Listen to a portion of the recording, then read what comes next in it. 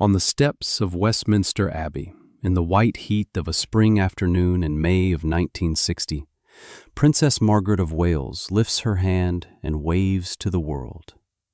An estimated 300 million people are watching, more human beings than have ever attended a single event in the long history of that building. It is the first royal wedding ever broadcast live to a television audience, and the cameras hold her face the way cameras were made to hold faces. She is 29. Her dress is a plain column of silk organza with no embroidery at all.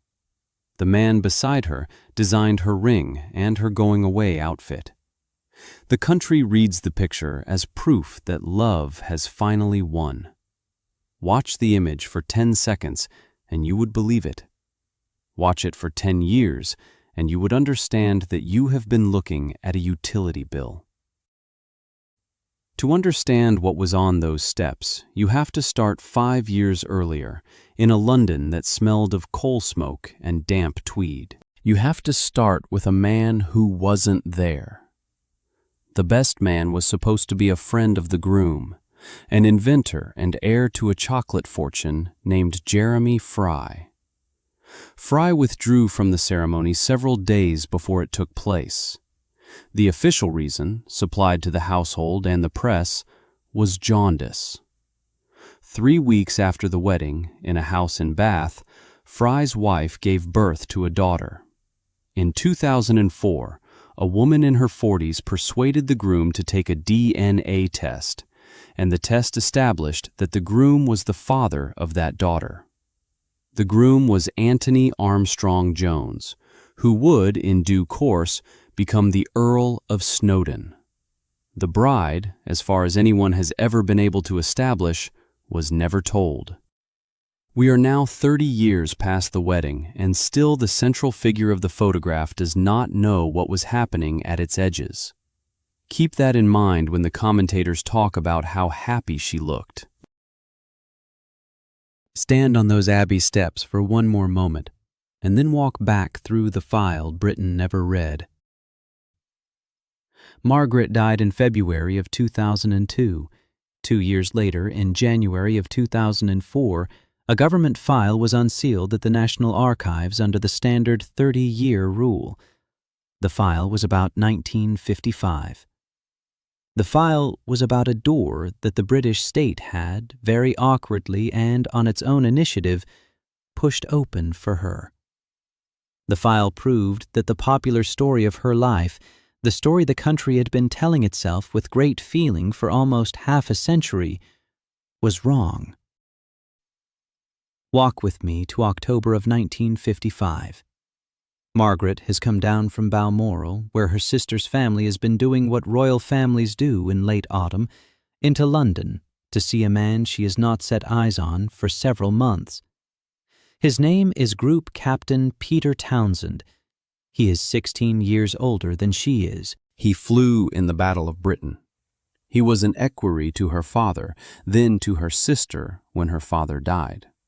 He was divorced in 1952 on the grounds of his wife's adultery, which made him legally the innocent party, but, in the eyes of the Church of England, still a divorced man. The year before, in July of 1953, the government had posted him to Brussels as an air attaché, a bachelor posting, in effect. He sat alone in a hotel room and waited. She meets him at Clarence House. They spend a weekend at a cousin's house in the Berkshire countryside, while reporters camp in the lanes outside, and the country holds its breath, the way a country holds its breath when it has decided, in advance, what the ending must be. On the 31st of October, 1955, Margaret puts out a public statement. It is read on the wireless and reprinted on the front of every paper the next morning. The public wording is precise and ladylike, and will be quoted for the rest of her life. Mindful of the Church's teaching that Christian marriage is indissoluble, and conscious of her duty to the Commonwealth, she had resolved to put those considerations before all others. That is the sentence the country memorized. That is the sentence that turned her, in the public imagination, from a young woman into a kind of permanent national wound. Now pivot. 26 years later, in January of 2004, the National Archives releases the real file. The Prime Minister in 1955 was Anthony Eden. Eden's government, with the cooperation of the palace, had drawn up a plan that would have allowed the marriage to go ahead. The plan was not a piece of casual sympathy. It was a draft procedure with figures attached, ready to be put to Parliament. Under it, Margaret could have married Townsend. She could have kept her title as Princess Margaret. She could have kept her civil list allowance of £6,000 a year, with another £9,000 added on marriage. She could have lived in Britain. She could have continued to carry out public duties if the public wanted her to. And the government's private polling, such as it was, suggested the public did want her to. The only thing she would have lost was her place in the line of succession and her children's place after her. The obstacle in law was the Royal Marriages Act of 1772, a piece of Georgian drafting so clotted with archaic language that it reads like something found in a trunk. The government's answer was to amend it. Commonwealth prime ministers had already been quietly consulted. Eden wrote to them and told them, in a sentence that has survived in the file, that Her Majesty would not wish to stand in the way of her sister's happiness. The Queen herself, the letter implies, was prepared to let it happen. Lord Chancellor Lord Kilmuir went further in a scrawled note to Eden that September. His view of the 1772 Act was that it was, in his actual words, of no pride of ancestry, badly drawn, uncertain, and embarrassing in its effect. He thought it might not legally apply to Margaret at all. He estimated that at least 75% of the electorate would have favored the marriage being allowed somehow. The final draft of the procedure was produced. 3 days later, on the 31st of October, Margaret announced she was not going to do it. Read that sequence again. The plan existed. The numbers were agreed. The Commonwealth was on board. The monarch had indicated she would not stand in the way. The Lord Chancellor thought the law itself might not apply. And then, with the door open, the young woman at the center of the file walked up to it and closed it. We do not know why. Look at what we do know. In August of 1955, 2 months before the announcement, Margaret wrote a letter to Eden. In it, she said that she needed to see Townsend before she could properly decide whether she could marry him or not. That is not the language of a woman who has been forbidden. That is the language of a woman making an appointment with her own uncertainty. She needed to look at the man. She needed to find out what was left between them after 2 years of Brussels hotels and silence. Then look at Townsend himself. He published a memoir in 1978, by which time he was long remarried and had a book to sell, which is the first thing one always says about a memoir. In it, he said that he had not the weight to counterbalance everything she would have lost. He also said, and this is the line biographers tend to forget, that the October statement was partly his own drafting. Partly his own drafting. The country's most famous romantic renunciation, written at least in part by the man being renounced. Now you have everything the file gives you. The state had tried to give her the marriage. The Church of England, in the form of the Lord Chancellor's contempt for the relevant statute, had effectively been overruled by its own Lord Chancellor. The sister was prepared not to stand in the way. The public was willing. The obstacle was a woman who could not, in the time she allowed herself, decide whether the man she had crossed a decade of her life to reach was still the man she wanted. The obstacle was also, possibly, a man who had spent 2 years in a Brussels hotel and could not honestly promise that he still was. The wave at Westminster Abbey in May of 1960 was not love-winning. It was a national utility playing its part brilliantly on behalf of an institution that needed exactly that image at exactly that moment. The bride knew what a photograph could be made to do. She had been taught in 1953 when a small piece of fluff on a uniform in the annex of the Abbey had turned into a constitutional crisis in 6 weeks of newspaper columns, that the private gesture and the public record were already different documents. By the time she climbed those steps in 1960, she had spent 5 years being narrated by other people. A cabinet memorandum had decided who she could marry. A newspaper photograph had decided when her romance became public. A palace statement, drafted in part by the man she was giving up, had decided the wording of her sacrifice. Every later thing in her life got filed under that 1955 decision. The marriage to Armstrong Jones, the island, the long arguments in the press about her allowance, the drinking, the photographs in swimsuits, the divorce, the illnesses, the slow withdrawal into the kind of privacy that wasn't really privacy at all. It was just a smaller stage. Every later thing was read as a consolation prize, and she never once corrected the reading. She never stood in front of the cameras and said, "Wait, the file says the door was open. I closed it." That correction would have destroyed her sister's government in a week. So she kept the national story intact and lived inside its lies. That is what you were looking at on the Abbey steps. That is the bride in the plain Hartnell dress. That is the wave.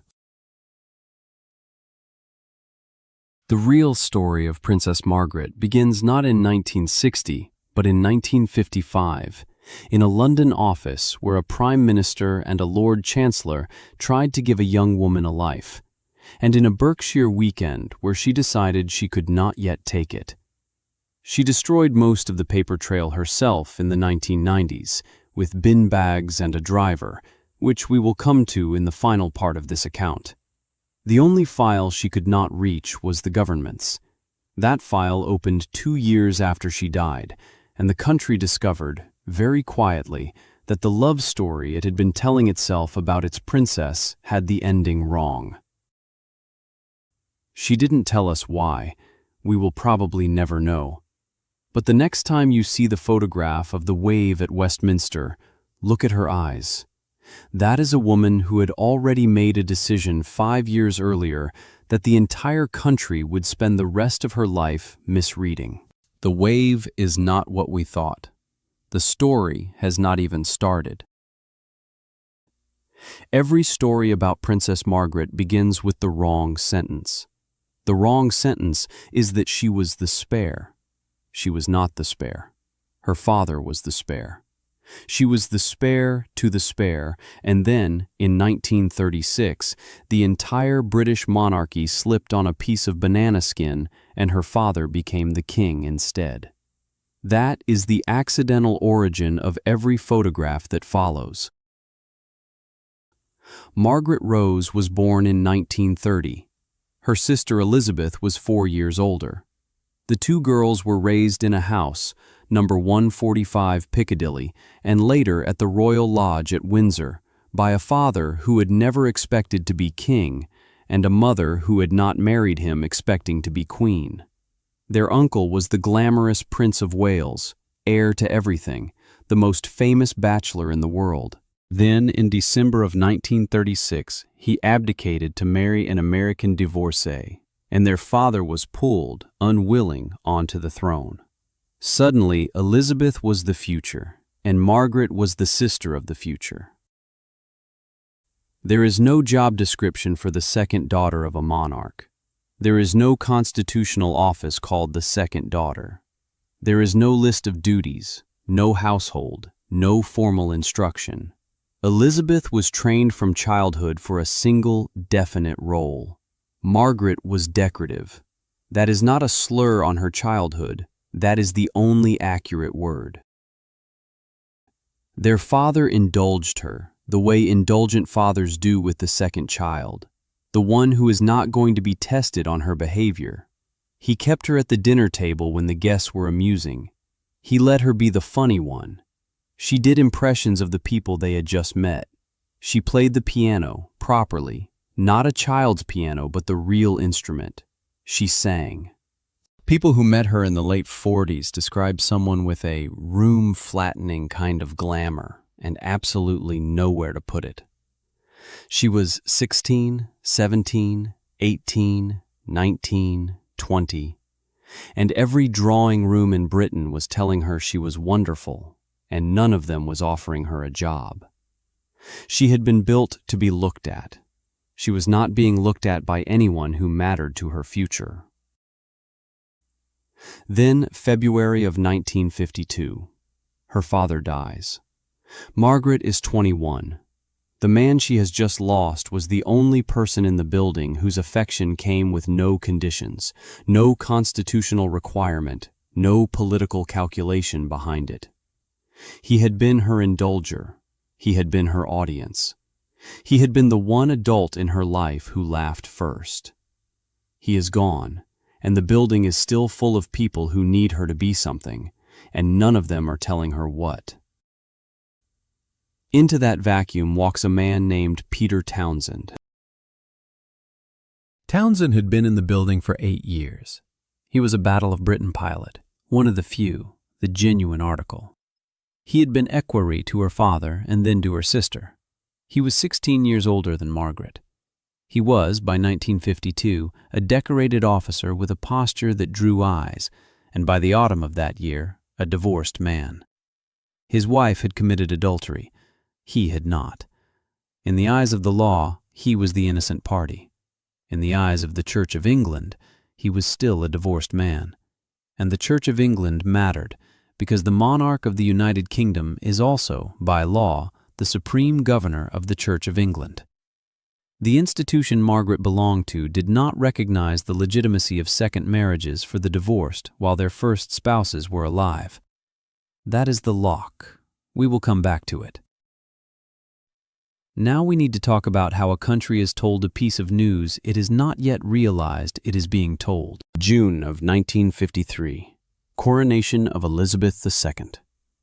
Westminster Abbey is full of crowned heads and titled persons, and the smell of fresh paint and centuries. The ceremony is televised for the first time, against the advice of much of the establishment, because Prince Philip has insisted and won. Inside the Abbey, in an annex, away from the cameras, Margaret is seen doing something very small. She picks a piece of fluff off the uniform of Group Captain Townsend. A reporter for the Daily Mirror clocks it. He tells his editor. The editor, who has the instincts of the old print trade, kills the story. He will not spoil the Queen's day. He will not put a piece of fluff on the front page on the morning the country is meant to be looking at a crown. So the Mirror does not print it. The Americans do. Within weeks, the British papers, having watched the Americans run with it for a fortnight, follow. One small gesture becomes a national administrative problem. That sentence is worth keeping. We will see it again, in different forms, in 1955 and in 1976.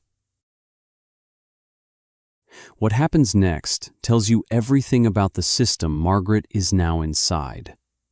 Winston Churchill, the Prime Minister, is consulted. Townsend is posted to Brussels as an air attaché in July of 1953. The couple are told to wait. They are told that when Margaret turns 25, in August of 1955, the relevant act will somehow free her. No one, including possibly the lawyers giving the advice, knows whether this is true. It sounds legal. It sounds kind. It buys time. It sends Townsend to a foreign posting for 2 years, alone in a hotel, and leaves Margaret in London, 23 years old, holding a piece of paper that says, "Please wait." She waits. In August of 1955, she turns 25. The magic age arrives. She discovers, as any adult who has waited for a magic age discovers, that the magic age has not freed her. It has only moved the problem to a different desk. The relevant act, whichever act it is, has not been amended. The Commonwealth Prime Ministers have not been consulted. The palace has not decided what it thinks.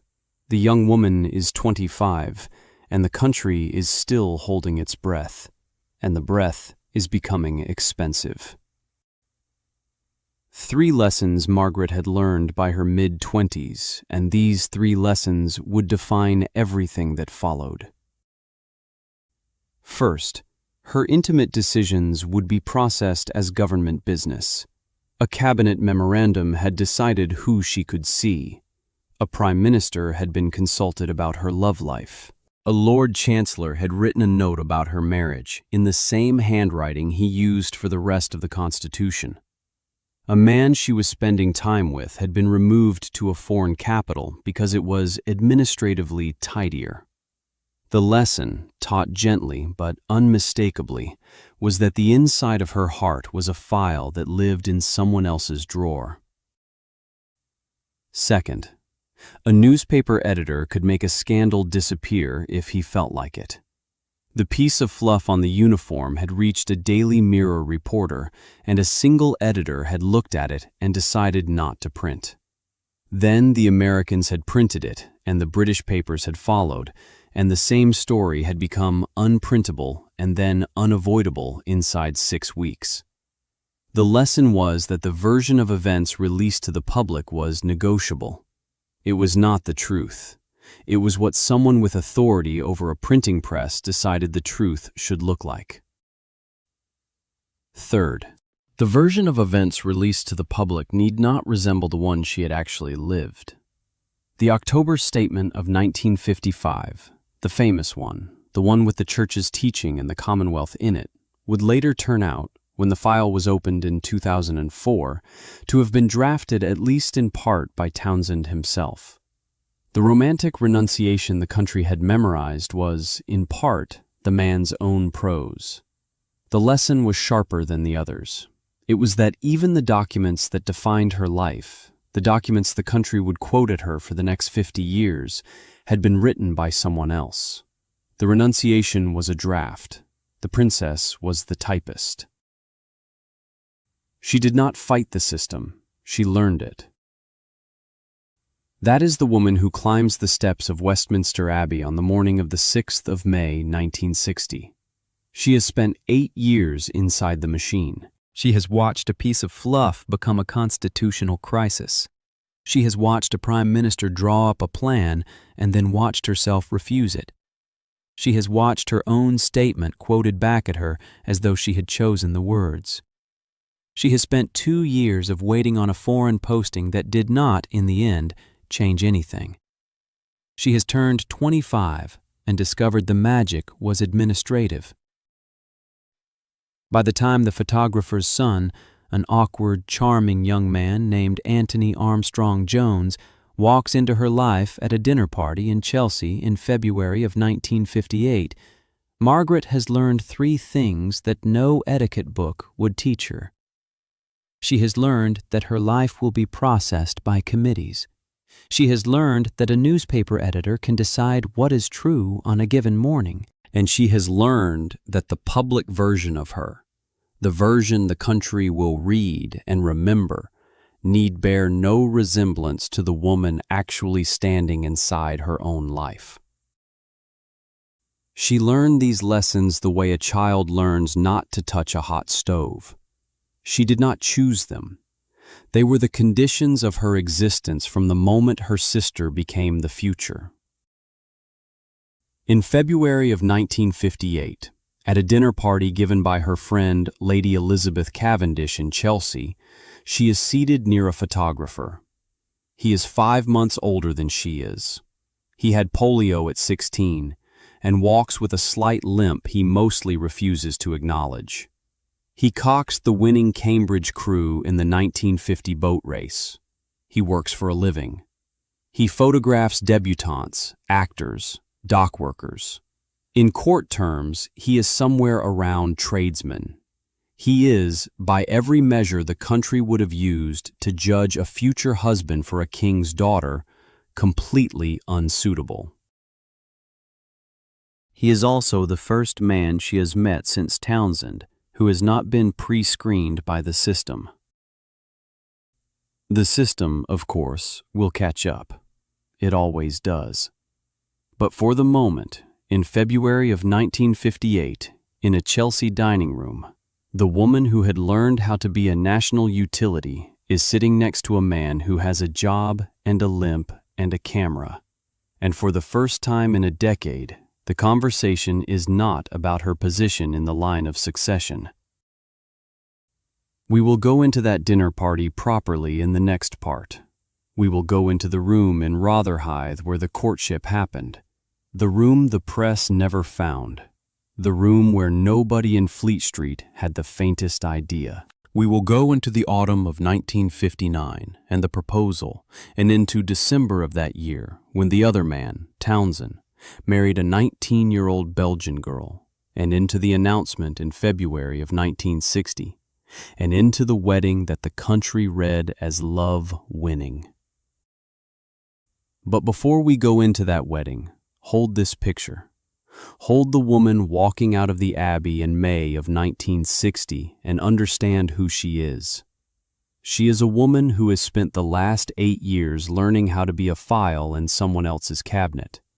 She is a woman who knows that a piece of fluff on a uniform can become a national emergency if an editor decides it should. She is a woman who knows that her own statement of renunciation was drafted by the man she was renouncing. That is the woman climbing the Abbey steps in a plain Hartnell dress, on the arm of a photographer, in front of 300 million people. The country read it as the fairy tale ending. Margaret read it as a competent performance by a system that had been training her for 8 years to perform. She had learned to be a national utility. She had not yet learned whether she could be anything else. The question hanging over the rest of this story is whether the marriage she was about to walk into was the escape from the system or just another form of it. The next part begins with a dinner party in Chelsea, a room downriver in working London, and a man whose life was about to become a different kind of file. The first thing to understand about the man Margaret married is that the British press spent 2 years looking straight at him and never saw him. February of 1958, a dinner party in Chelsea given by Margaret's friend Lady Elizabeth Cavendish. Margaret is seated near a photographer. He is called Anthony Armstrong Jones. He is 5 months older than she is. At 16, he caught polio. The illness left one leg weakened. He walks with a slight limp that he has spent the rest of his life refusing to acknowledge in public, and which biographers describe in the careful language of people who have decided the limp matters, but cannot quite say why. He coaxed the winning Cambridge boat in the 1950 boat race, which is the kind of feat that gets written into a public school prospectus and forgotten in a year. But he remembers it, and will mention it whenever the conversation requires a man to have done something physical. He works. This is the thing the system cannot process. He photographs debutantes for Tatler. He photographs actors for theater programs. He photographs dock workers for serious magazines. In court terms, he is somewhere around tradesmen. He has a room in Rotherhithe, downriver in working London, at number 59 Rotherhithe Street, rented from a journalist named William Glinton. The room overlooks the Thames. It is small, and it is his. It is not a grace and favor anything. It is a rented room in a street where the ships used to be built, and it is the place where the courtship actually happens. Margaret arrives without ceremony. She takes a cab down from Kensington. She sits with him in the room. They look at the river. The press, which has spent the entirety of 1958 and 1959 marrying Margaret off in print to a series of eligible aristocrats, never once looks at the photographer standing at the edge of the room with a camera in his hand. He is staff. He is the man who takes the picture. He is not the man the picture is of. Fleet Street does not have a category for a king's sister falling for the man she has hired to take her photograph, and so Fleet Street does not see it. A word of warning about sources, because this is going to matter for the entire story.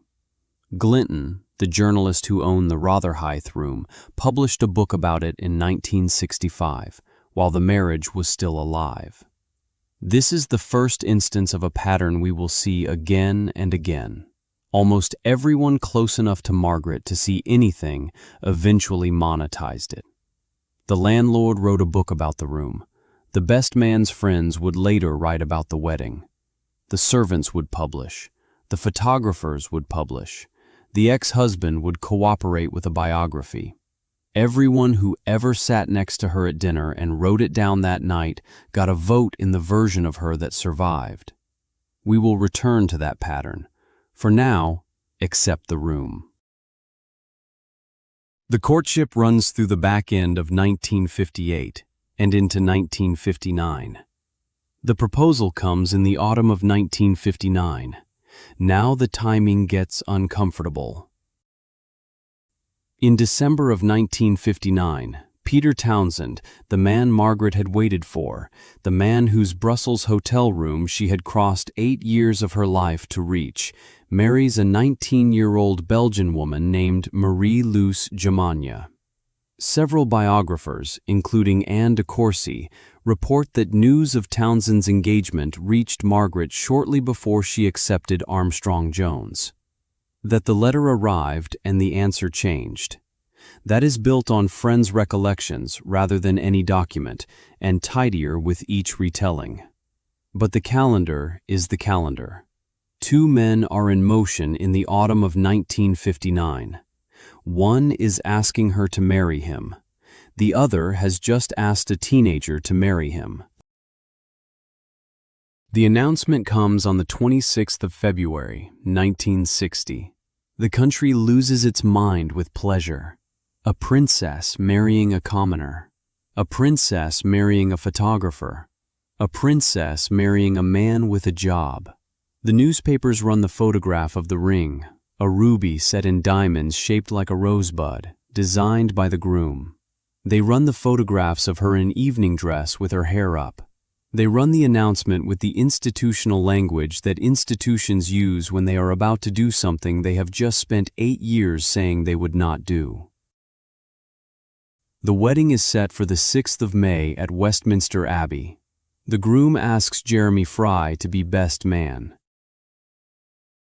Jeremy Fry is a close friend, an inventor, an heir to the Fry chocolate fortune, and a man whose life is about to become central to this story in a way that nobody printing the front pages on the morning of the announcement could possibly have predicted. Fry is married to a woman named Camilla. Camilla Fry is, at this point, in the spring of 1960, 5 months pregnant. The father of the child she is carrying is not Jeremy Fry. The father of the child she is carrying is the groom. We will come back to that. For now, hold the fact that the bride does not know it. Weeks before the ceremony, Fry withdraws. The official reason, supplied to the household and to the press, is jaundice.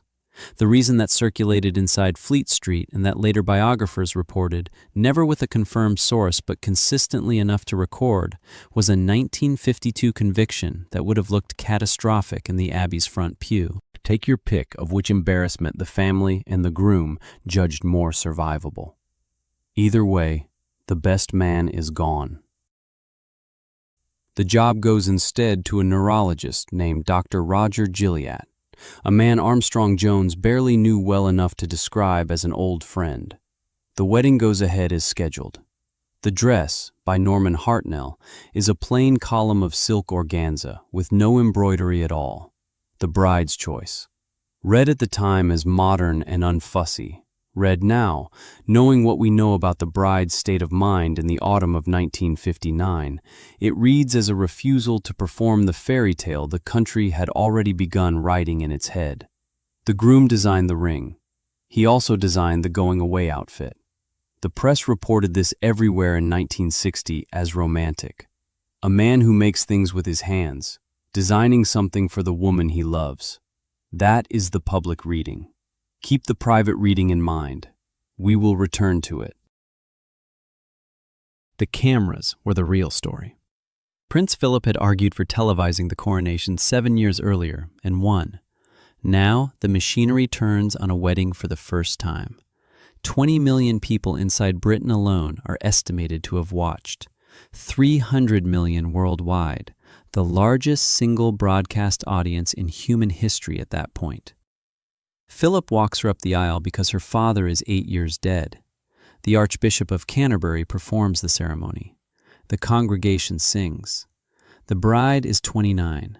The groom is 30. The bride's sister is the monarch. The bride's mother is the Queen Mother. The bride's children, when they come, will be a problem the institution has already begun solving in advance, as we will see. What almost nobody registered on the day was who was not in the congregation. Foreign royalty largely stayed away. A princess marrying a working photographer was not, to a certain kind of European court, an event you attended. The Abbey was full, and the guest list was still a verdict. The institution had invited the world. A certain portion of the world had inspected the invitation and quietly not come. Honeymoon. 6 weeks on the royal yacht Britannia in the Caribbean. Somewhere in the Grenadines, the boat stops at an undeveloped island called Moustique. The owner is an old friend of Margaret's named Colin Tennant. Tennant has been buying up land on the island for years. He offers her a wedding present, not jewelry, a piece of land. 10 acres on the southeastern shore. His line, as he told it for the rest of his life, was that it was better than something in a little box. She takes the land. Back to London. Kensington Palace, apartment 1A.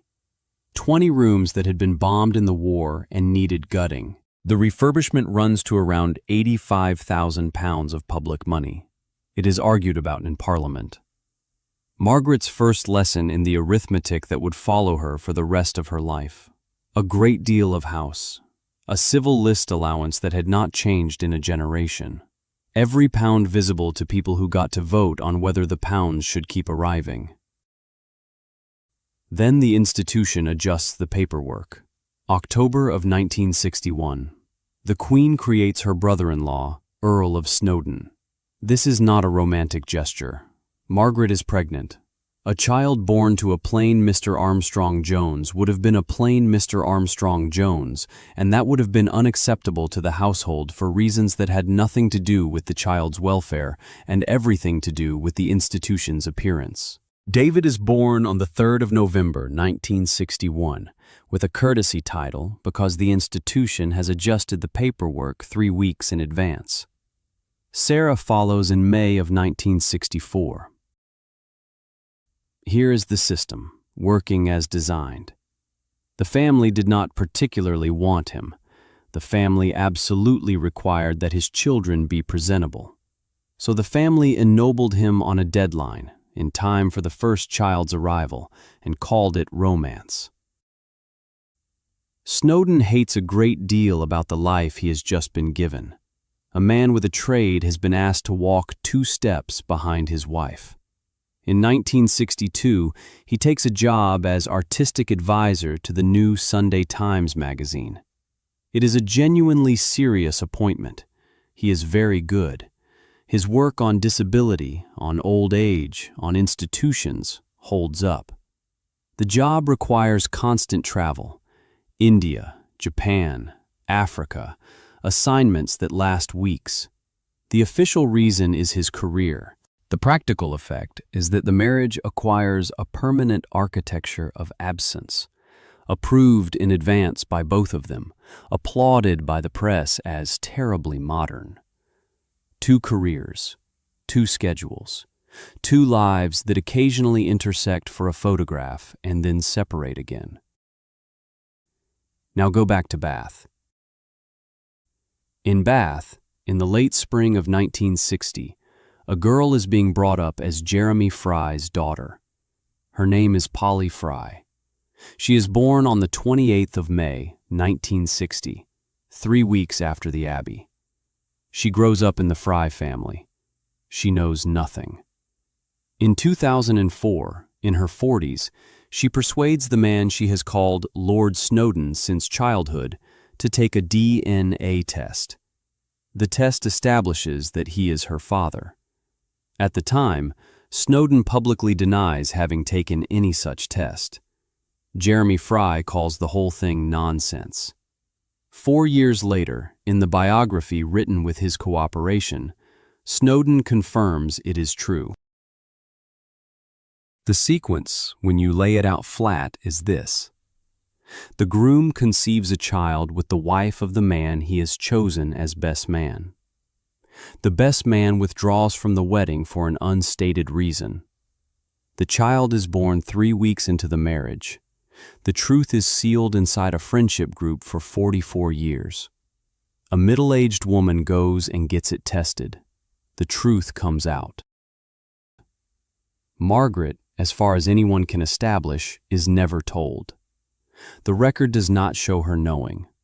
The record shows a couple photographed constantly through the early 1960s, looking like the most glamorous people in Britain, which they were, and which is precisely what made the images so useful, because they were useful.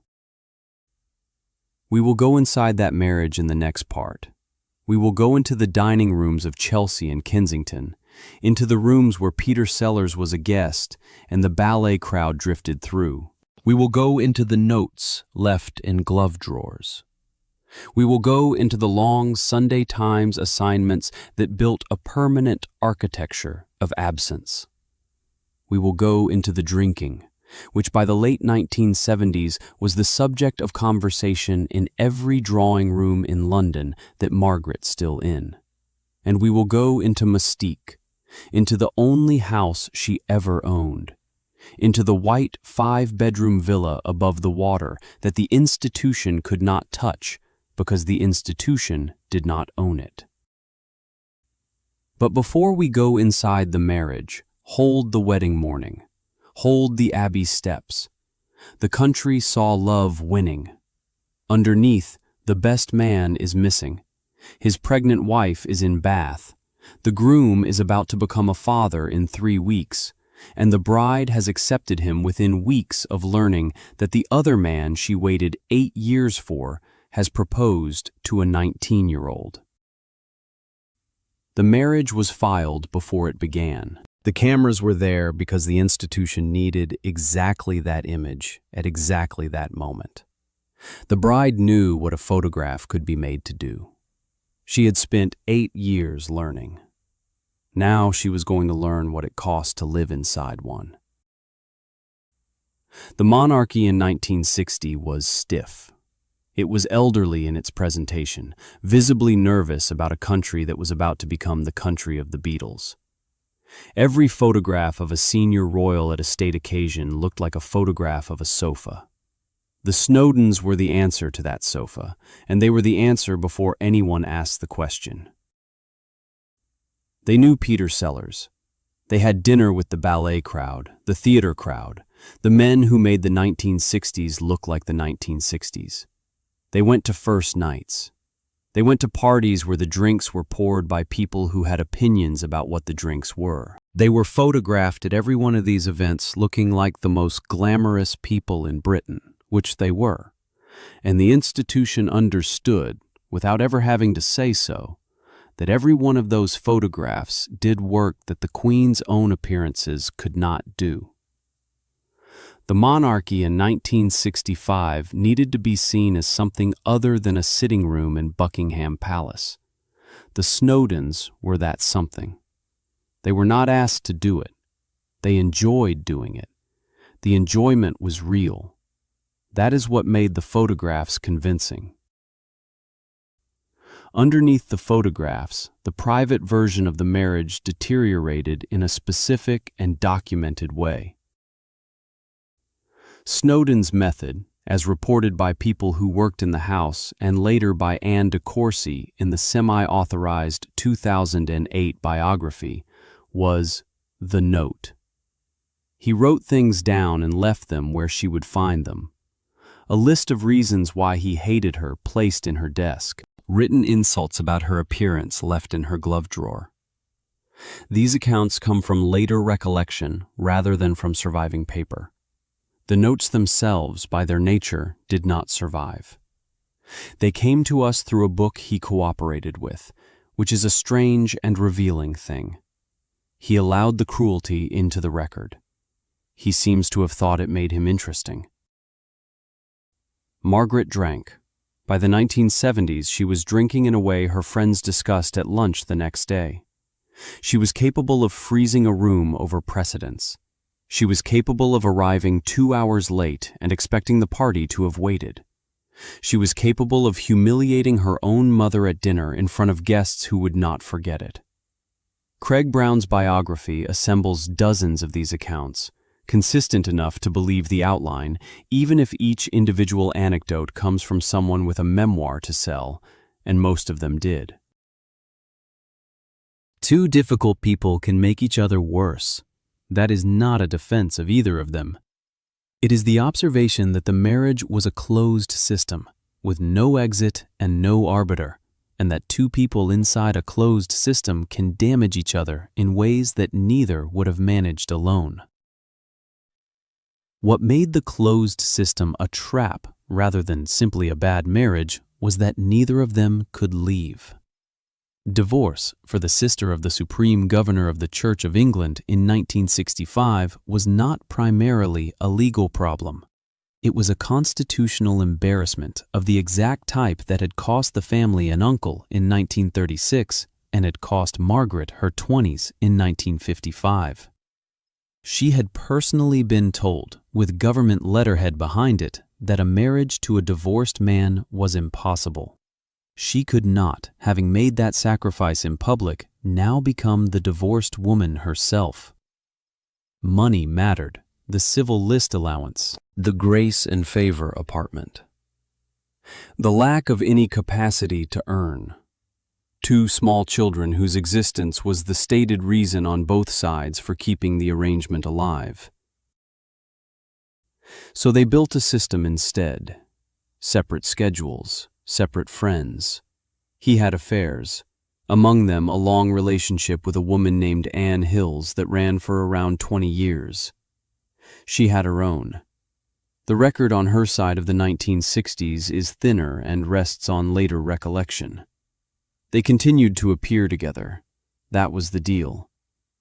The deal held for nearly 16 years, and it held because the institution needed it to hold, and the press agreed not to look at it too closely, and the marriage was, in the public eye, the fairy tale the Abbey steps had promised. Then she started building a house. The 10 acres on the southeastern shore of Moustique had sat unused for more than a decade. Around 1971, she had the house drawn up by Oliver Messel, a theater designer who had done Glyndebourne and half the West End, and who happened to be Snowdon's uncle. The house was finished in 1972. She called it Les Jolies Eaux. 5 bedrooms, white above the water. The only house Princess Margaret ever owned. Not grace and favor, not the Queen's, hers, freehold. On an island 4,000 miles from the Church of England, in the sea, reachable only by people she invited. The press read the house as an indulgence. Newspapers ran Princess Margaret's Caribbean hideaway as a synonym for public money being wasted. The reading was unfair. The land had been a wedding present from Colin Tennant. Tennant's development of Moustique had paid for the roads, the airstrip, the infrastructure of the island's setting. Not a penny of Les Jolies Eaux came from the civil list. None of that nuance reached the front pages. None of it has reached them since. What almost nobody understood at the time was what she had actually acquired. For 15 years, she had lived in buildings that belonged to her sister, on an income voted by Parliament, on a schedule set by the household. Now she had a place with a door that only she controlled. The marriage did not improve. It relocated. Snowdon went where the Sunday Times assignments were. Margaret went to Mystique. The two of them met in the middle for the photographs. There was a false dawn, such as it was, in the shape of the family working. In the early 1970s, there are stretches of documented cooperation, shared holidays with the children, Snowdon's Emmy-winning documentary films, an intelligent partnership in public that made friends believe the marriage might hold. He was a good father. Both children have said so throughout their adult lives. Neither has ever offered the press a bad word about either parent. Then, February of 1973, a house party in Scotland, arranged by Colin Tennant's wife, Anne. Margaret is introduced to a young man of 25 with no money and a talent for gardening. Anne Tennant later told biographers that her immediate thought, watching the two of them, was that she had made a serious mistake. The line, as Anne Tennant told it for the rest of her life, was, "Heavens, what have I done?" The young man's name was Roddy Llewellyn. He was 17 years younger than Margaret. He was the son of a famous show jumper. He had been drifting between jobs and a commune in Wiltshire. Everyone who described him the same way: sweet, unserious, unthreatening, funny. After 2 decades married to a man who left insults in her desk, unthreatening may have been the entire appeal. The relationship ran for years without a single photograph. Margaret took him to Mystique, to her own house, which was the point of having it. Snowdon knew. Their friends knew. The household knew. Nobody printed a word because the British press in the early 1970s still ran on an understanding that royal private lives were not a story unless the palace made them one. The understanding had held for Margaret since 1953, when the Daily Mirror editor spiked the fluff on the uniform story. It held for her through 2 affairs and 100 late nights at Kensington Palace. The British press, when it chose to, could be trusted to look away. That understanding died on the beach at Les Jolies Eaux in February of 1976. A long lens caught the two of them in swimsuits at a table. The news of the world ran the photograph. By the standards of anything published since, the picture is nothing. 2 people sitting down in daylight, having a drink, on a beach. In 1976, it was a detonation. Not because the photograph showed anything shocking, because it was documentary proof of something that everyone had agreed, for the sake of the institution, not to know. The palace had not made it a story. The press had made it a story on its own.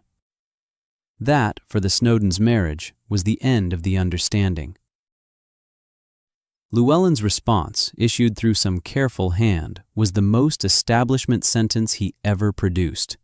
He declined to comment on the events of the previous week while expressing the greatest respect, admiration, and loyalty toward the Queen and the royal family. The statement fooled nobody. It was the language of a young man who had just discovered that the polite sentence is no protection against a long lens.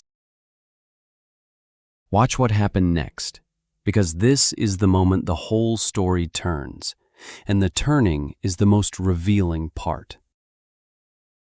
Watch what the family did, because this is the moment the whole story turns, and the turning is the most revealing part. On the 19th of March, 1976, Kensington Palace put out a short statement. The wording was precise. The decision to separate, it said, had come from Lord Snowdon. He was, the statement implied, the injured party. The language of press release and the language of divorce had not yet learned to pretend otherwise, and the palace chose the version that protected the man and exposed the woman. Within days, Snowden was on Australian television, where he happened to be on assignment, telling an interviewer that he was leaving with great sadness and asking for privacy. He came across as dignified. He came across as the wronged husband. The cameras were very kind to him.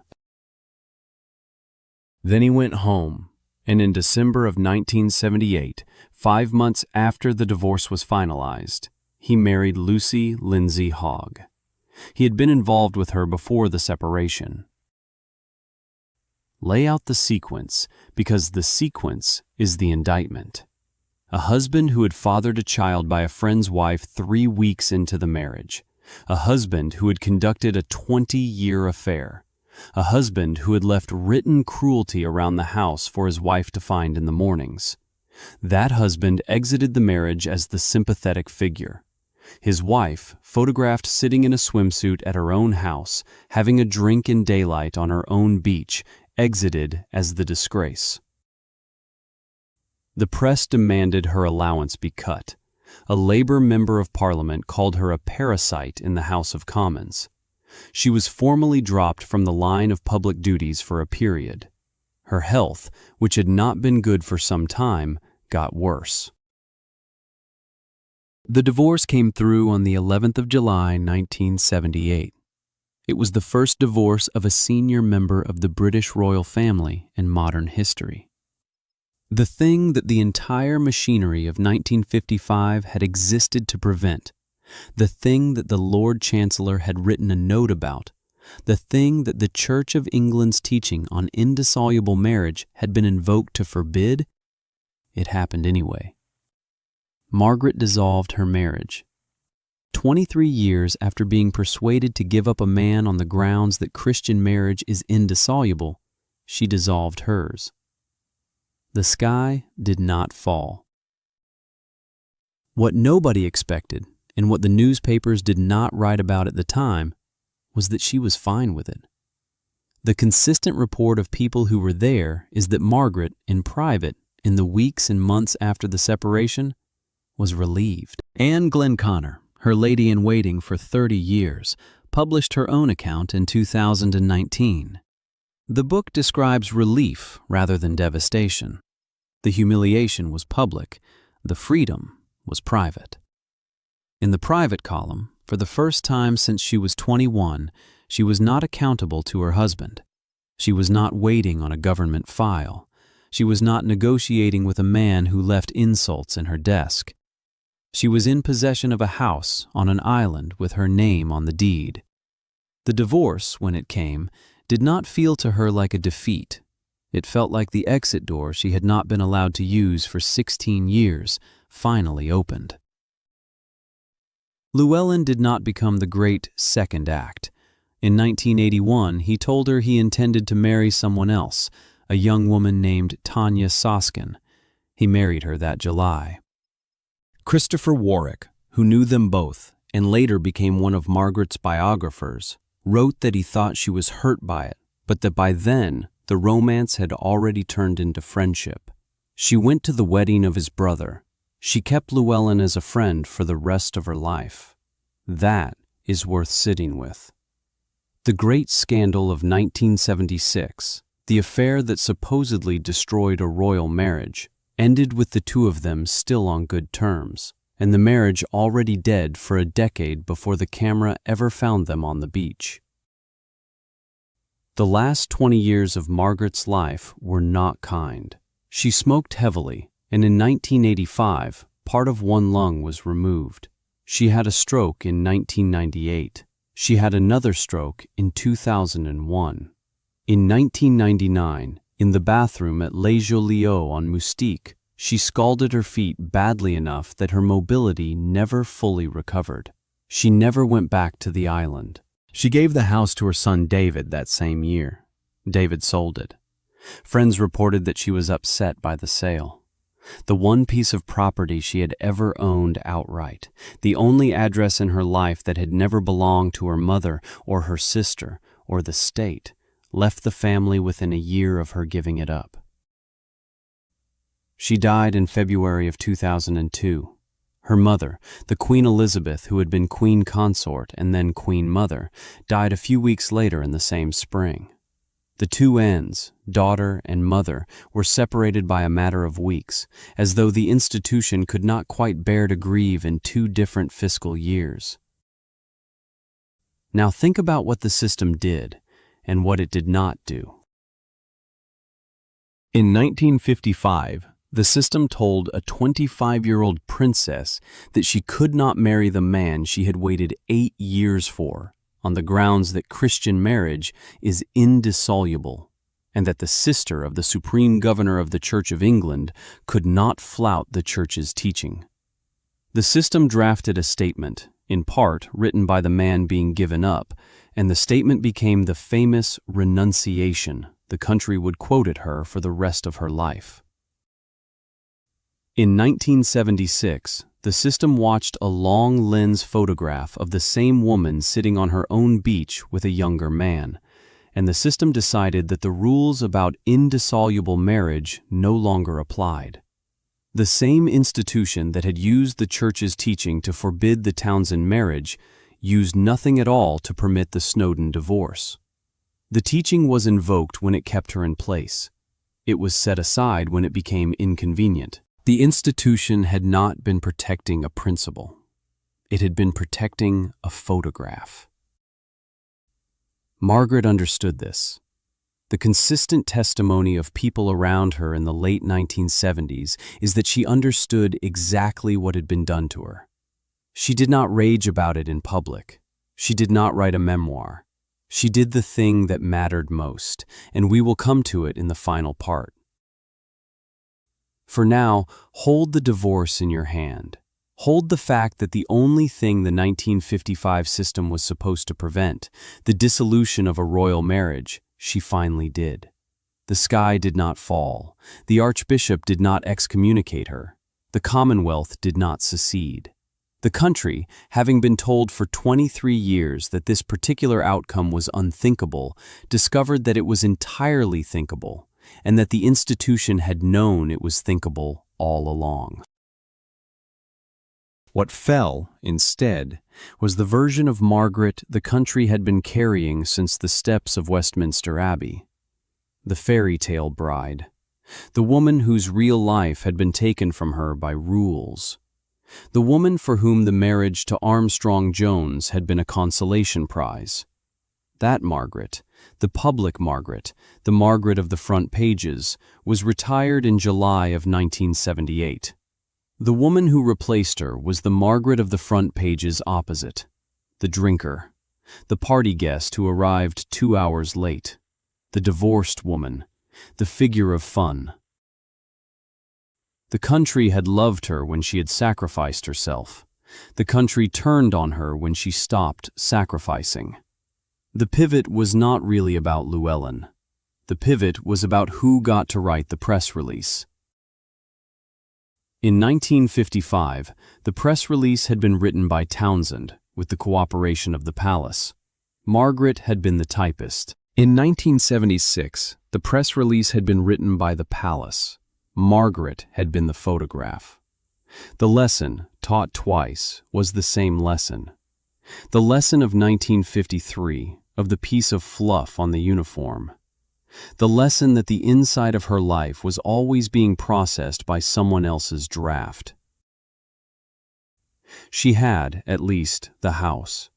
She had, briefly, the relief. She had, in the late 1970s and into the 1980s, the strange freedom of a person who has stopped trying to live inside the institution's version of her and has accepted that the institution's version will be the one that survives. We are going to do one more thing in this story. We are going to look at the file Britain never read, the file she could not reach, the file that opened 2 years after she died. We are going to look at the Cabinet Memorandum and the Lord Chancellor's contempt and the Queen's own stated wish, and we are going to watch the country's most famous romantic story collapse under the weight of its own paperwork. But first we are going to look at what she did with the paper she could reach. Because what she did with the paper she could reach is the only decision in this entire story that was hers alone, from start to finish. Through the 1990s, Princess Margaret systematically destroyed her private correspondence. Not a symbolic bonfire in a rose garden for the cameras, a sustained clearance, bag by bag, over years. Letters from her mother, letters from her sister, letters from the men. Decades of it. She called it tidying up. Her staff helped. That sentence is the center of this whole story. A woman who had spent her entire adult life being narrated by other people's documents. A cabinet memorandum deciding who she could marry. A newspaper photograph deciding when her romance became public.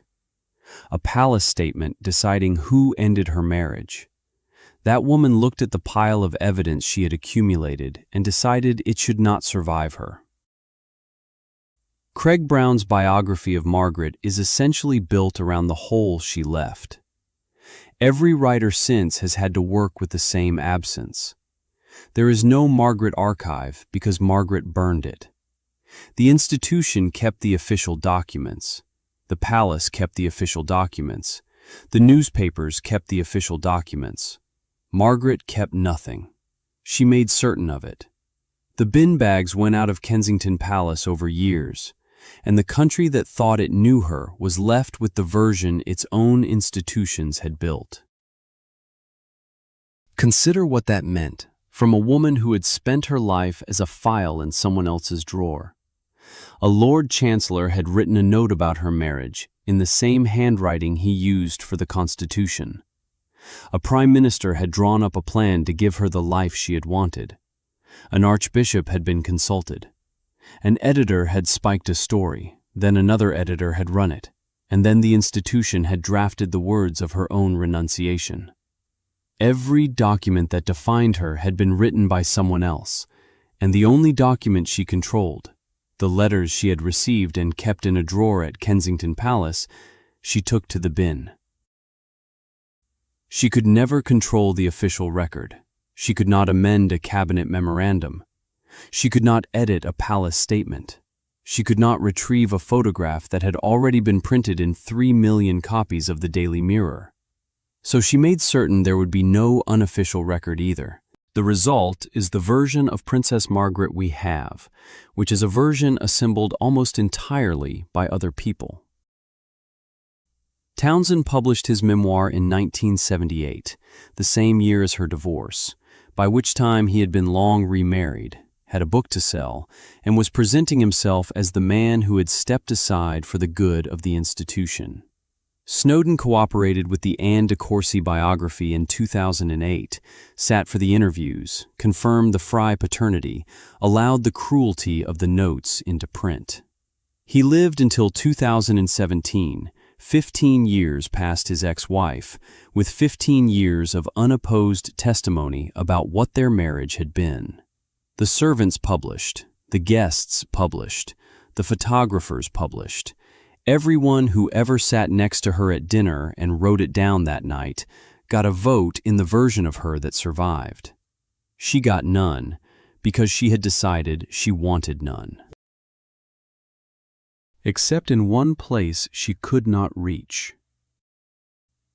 The 1955 papers were never hers. They belonged to the government.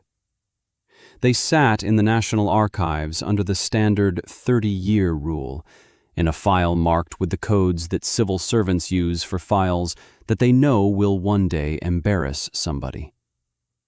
No amount of tidying up at Kensington Palace could touch them. No chauffeur, no bin bag, no quiet afternoon with a member of the household staff could get at the cabinet memoranda in the government archives. The papers would open when the rule said they would open. Margaret died in February of 2002. Her mother died a few weeks later. In January of 2004, the National Archives released the 1955 file. Out came Eden's plan and the allowance figures, and the Lord Chancellor's contempt for the 1772 Act, and the Queen's own stated wish not to stand in the way of her sister's happiness, and Margaret's own August letter saying she would decide after she had seen Townsend. The single fact underneath her entire public identity, the fact that the state took her love away, turned out not to be true in the form the country had believed. The state had awkwardly, pragmatically, almost reluctantly tried to give it to her. The Queen had indicated through the Prime Minister that she would not stand in the way. The Lord Chancellor thought the relevant statute might not even apply. The Commonwealth had been quietly consulted and had not refused. The plan existed, the numbers were agreed, and then she said no. We do not know why, whether it was the succession, whether it was her sister, whether it was the Archbishop, or 6,000 miles of Brussels hotel rooms having quietly ended something. Whether she looked at Townsend over that weekend in Berkshire and saw a man she no longer recognized. Whether she looked at herself and saw a woman who could not bear to be responsible for changing the institution. Whether she simply could not decide, and decided not to decide, and let the country read the indecision as renunciation. The surviving record does not say. The one woman who could have explained it spent her last decade making certain the explanation did not survive her. So go back to the Abbey steps. The 6th of May, 1960. The first televised royal wedding in British history.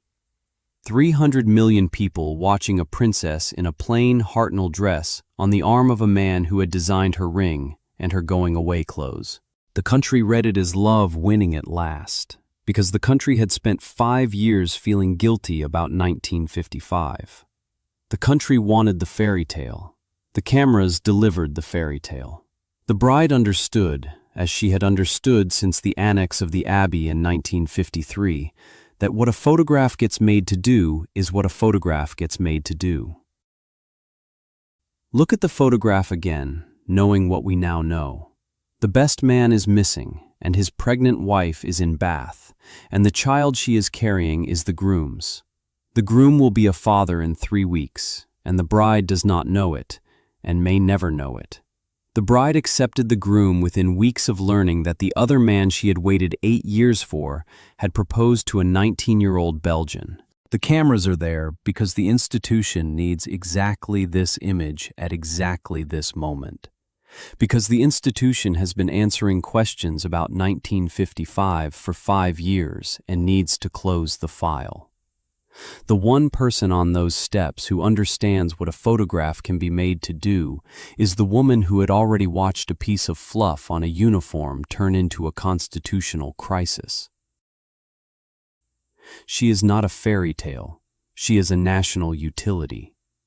The Wave is a national utility, performed by a woman who had spent 8 years learning how to perform national utilities, in front of a country that had spent 8 years wanting her to perform one.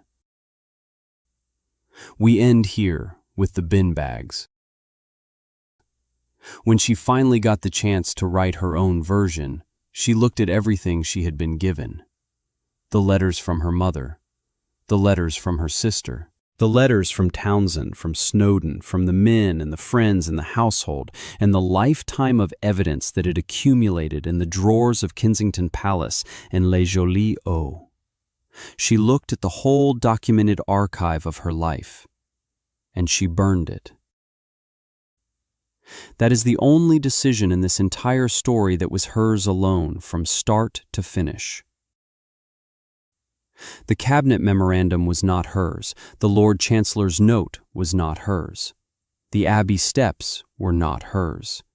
The press statement of October 1955 was not hers, at least not entirely. The marriage to Snowdon was not hers, not really. The divorce was not hers. The photograph on the beach at Moustique was not hers. The headlines in 1976 were not hers. The house on the island, eventually, was not hers. The funeral, the obituaries, the television documentaries, the file at the National Archives that finally told the country the truth about 1955. All of that happened after she was gone and could not answer for it. The bin bags were hers. A woman who had been narrated by other people's documents for 50 years sat down one afternoon in a Kensington Palace flat that had been refurbished with £85,000 of public money and that did not belong to her, and she took the only documents she controlled, the private letters, the unofficial record, the inside of her life, and she put them in bin bags, and she had them taken away. The press called it tidying up. The staff helped. The letters disappeared into the back of a lorry and from there into a furnace or a council tip or wherever else letters go when a country has stopped wanting to know what was in them. She had decided, calmly, that the explanation would not survive her, and that the country would be left to assemble what it could from the documents it had written about her without her permission. Britain never saw the marriage. It saw the wave. Britain never saw the woman. It saw the bin bags carried out, in a small piece of news that nobody printed, by a chauffeur who knew better than to talk about it. The story of Princess Margaret does not end with an answer. It ends with an enforced silence, and the silence is the only version of her that she was ever allowed to choose. The question that hangs over it is what the silence was protecting. The marriage to Snowdon that she could not defend because the documents would also have defended him. The friendship with Townsend that could not survive the publication of the letters from Brussels. The sister whose government would have fallen if the cabinet memoranda had been quoted in full. The institution itself, which had used her in 1955 and used her again in 1960 and used her once more in 1976 and had no intention of being used in return. Or perhaps the silence was protecting nothing at all. Perhaps the silence was simply a woman, tired, who had spent 50 years as a file in someone else's cabinet, deciding that when she was gone, the file would close. The official one, in the National Archives, would open on schedule, as scheduled files do. The unofficial one, in the drawer at Kensington Palace, would not open at all. She had been given one decision in her life that the institution could not preempt, and she took it. The wave at Westminster Abbey in May of 1960 was not love winning. It was the country being given the photograph it had spent 5 years paying for. The bin bags at Kensington Palace in the 1990s were not tidying up. They were the only moment in 50 years in which Princess Margaret was allowed to decide what the country would be told about her. Britain saw the wave. Britain never saw the marriage. Britain never saw the bin bags. Britain is still, 3 decades after she sat down with the letters and began, working out what it missed.